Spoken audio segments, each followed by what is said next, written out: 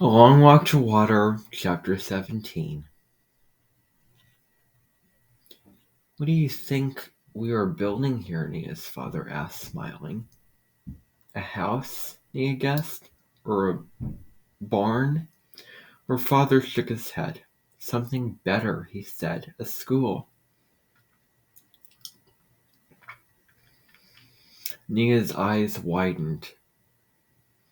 The nearest school was half a day's walk from her home. Nia knew this because Depp had wanted to go there, but it was too far. A school? She echoed. Yes, he replied.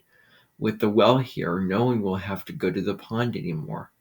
So all the children will be able to go to school. Nia stared at her father. Her mouth opened, but no words came out. When at last she was able to speak, it was only in a whisper. After the children, Papa? All the children, Papa? The girls, too? Her father's smile grew broader. Yes, Nia, girls, too, he said. Now go and fetch water for us. And he returned to his work, scything the long grass.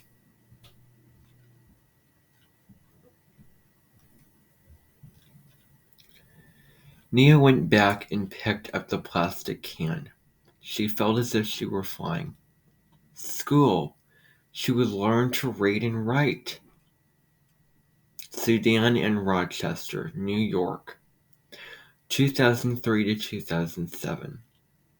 Salva stood at the foot of one of the beds in the crowded clinic. Hello, he said.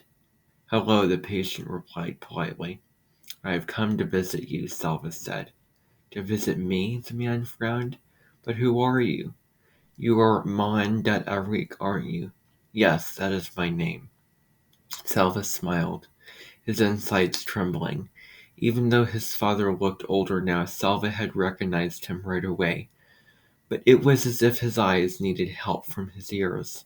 He needed to hear his father's words to believe he was real. I am your son. I am Salva. The man looked at Salva and shook his head. No, he said, it is not possible. Yes, Salva said. It's me. Father. It's me, Father. He moved to the side of the bed.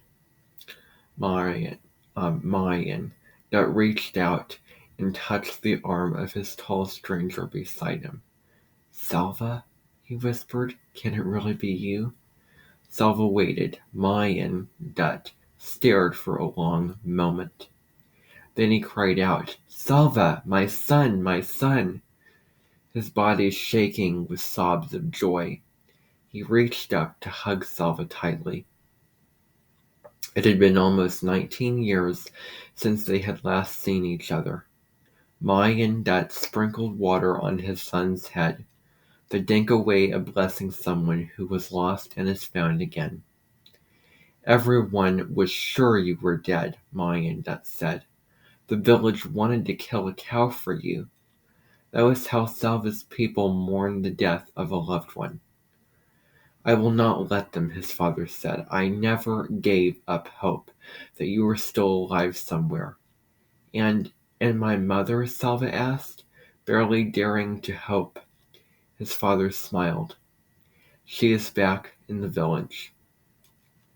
Salva wanted to laugh and cry at the same time.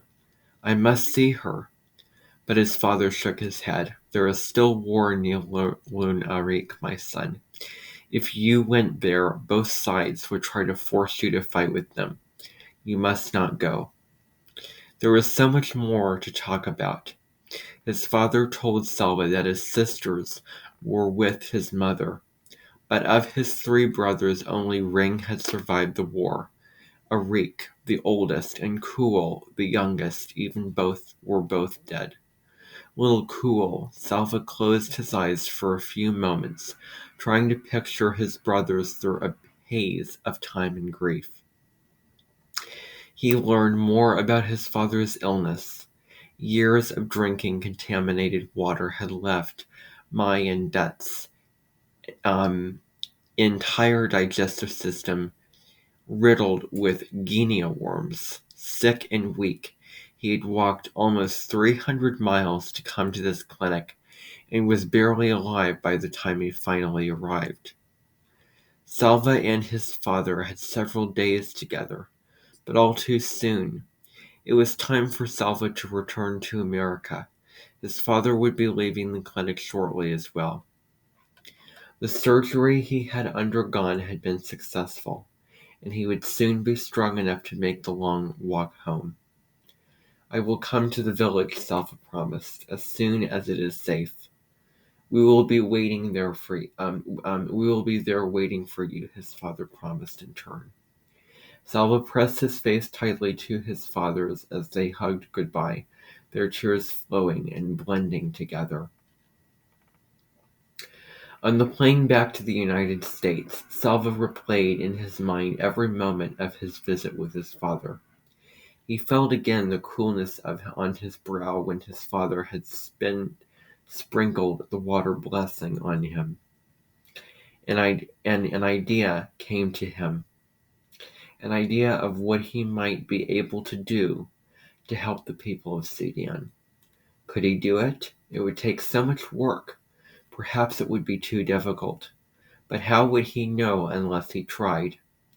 Back in Rochester, Salva began working on his idea.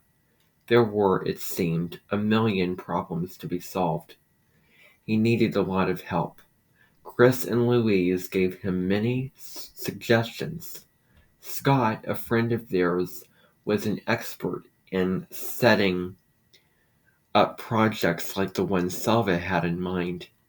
He and Salva worked together for hours and days, which grew into weeks and months. Along the way, Salva met other people who wanted to help. He was grateful to all of them. But even with their help, it was much more work than he had imagined. Salva had to raise money for the project, and there was only one way to do this. He would have to talk to people and ask them to give money. The first time Salva spoke in front of an audience was in a school cafeteria. About 100 people had come to hear him. There was a microphone at the front of the room. Salva's knees were shaking as he walked to the mic. He knew that his English was still not very good. What if he made mistakes in pronunciation? What if the audience couldn't understand him? But he had to do it. If he didn't talk about the project, no one would learn about it. No one would donate money, and he would never be able to make it work. Salva spoke into the microphone. Hello, he said. At that moment, something went wrong with the sound system. The speakers behind him let out a dreadful screech. Salva jumped and almost dropped the mic. His hands trembling, he looked out at the audience. People were smiling or chuckling. A few of the children were holding their ears. They all looked very friendly, and seeing the children made him remember. It was not the first time he had spoken in front of a large group of people. Years before, when he was leading those boys on their walk from the Ethiopian refugee camp to the one in Kenya, he had called a meeting every morning and evening. The boys would line up facing him, and he would talk to them about their plans. All those eyes looking at him, but every face interested in what he had to say. It was the same here. The audience had come to the school cafeteria because they wanted to hear him. Thinking of that made him feel a little better, and he spoke into the mic again. "Hello," he repeated, and this time only his own voice came from the speakers. He smiled in relief and went on. "I am here to talk to you about a project for Southern Sudan." A year passed, then 2, then 3. Salva spoke to hundreds of people, in churches, or civic organizations, in schools. Would he ever be able to turn his idea into reality?